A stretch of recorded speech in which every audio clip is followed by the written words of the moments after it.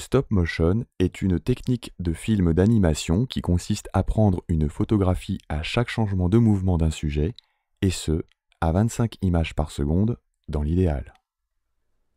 Edius n'a pas vocation à remplacer les outils dédiés à la prise de vue stop motion, mais offre quelques ressources pour ce qui concerne l'édition de ces images. Les points que nous verrons dans ce podcast peuvent s'avérer aussi très utiles si vous importez des séquences d'images issues de logiciels d'animation et d'images de synthèse.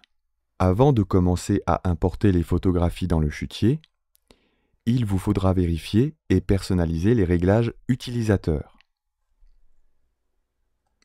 Dans le menu Aperçu Overlay, vous pouvez régler la fréquence de la mise à jour sur Images. Ensuite, dans Source, Durée, étant donné qu'une photo correspond à une image du film, il faut régler la durée par défaut d'une image sur la timeline à une image.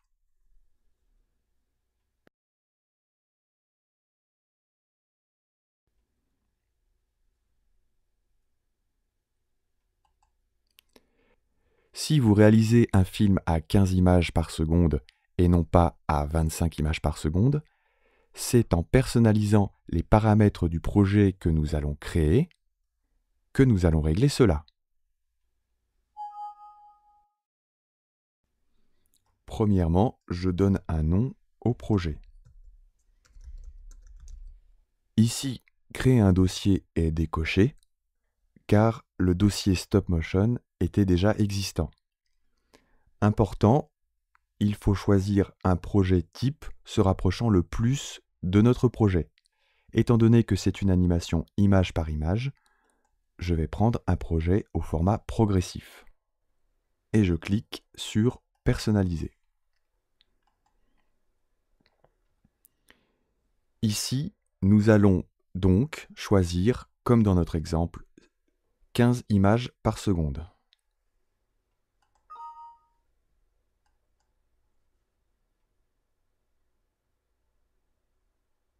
Lorsque le projet est ouvert, il faut être bien organisé, car il y a de nombreuses images à gérer.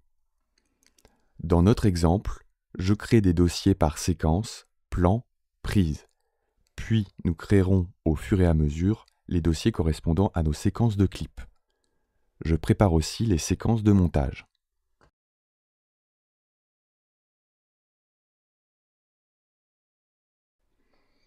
Importation des photos. Ici, j'importe les photos correspondantes aux séquences.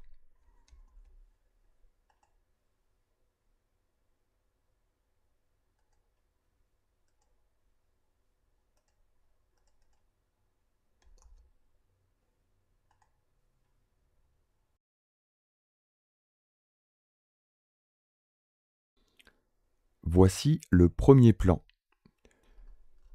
Je m'assure que les photos sont dans le bon ordre. Je les sélectionne toutes en cliquant sur un clip puis CTRL A sur le clavier et les glisse sur la timeline. Puis je lis mon fichier. Ici, on constate un avancement saccadé. Normalement, sur cet ordinateur portable, elle est fluide. Mais la ressource prise par le logiciel d'enregistrement du podcast ne me permet pas de vous montrer cela.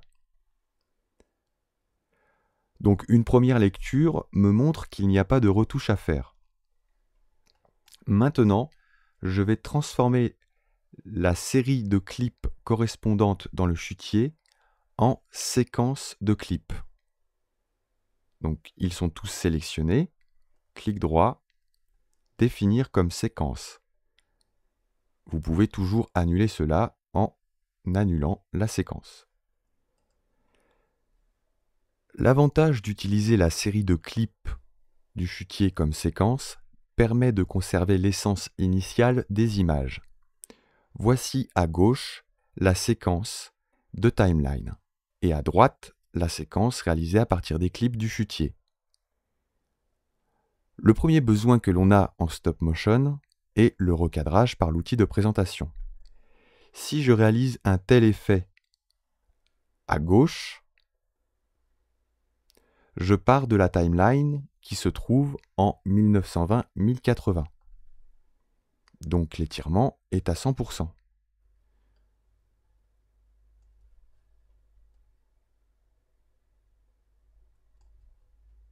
Si le même effet est réalisé à droite, nous partons de la taille d'origine des images.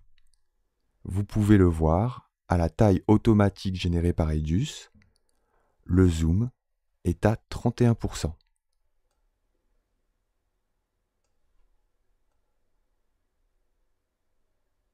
Avec cette technique, nous pouvons réaliser aussi des chroma keys.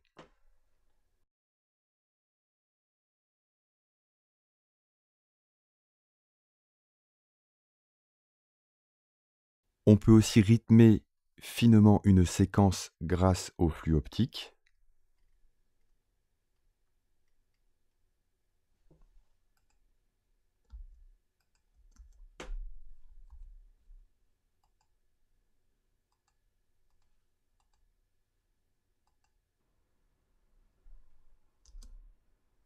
Mais vous avez toujours la possibilité de faire des modifications, de rajouter des images dans votre timeline d'origine. Nous allons le voir tout de suite après. Vous pouvez utiliser l'outil masque pour faire disparaître des éléments porteurs, par exemple, comme ici.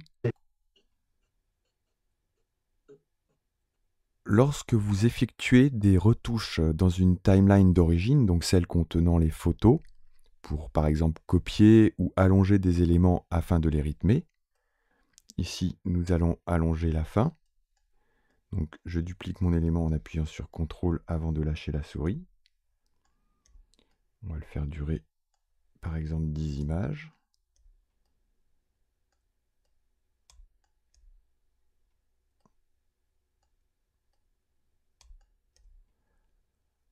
À ce moment-là, je vous conseille de créer un dossier dans le dossier de la séquence et du plan d'origine.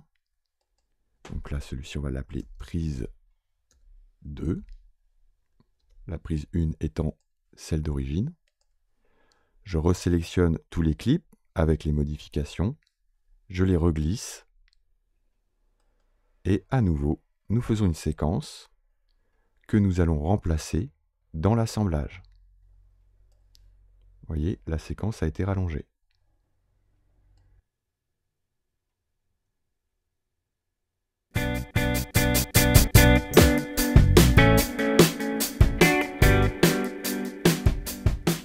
Cliquez ici pour le podcast suivant. Abonnez-vous à notre chaîne YouTube. Vous pouvez trouver plus de trucs et astuces dans notre playlist de podcasts Edius. Visitez edius.fr pour plus d'informations sur Edius, les plugins, les tutoriels et les derniers téléchargements.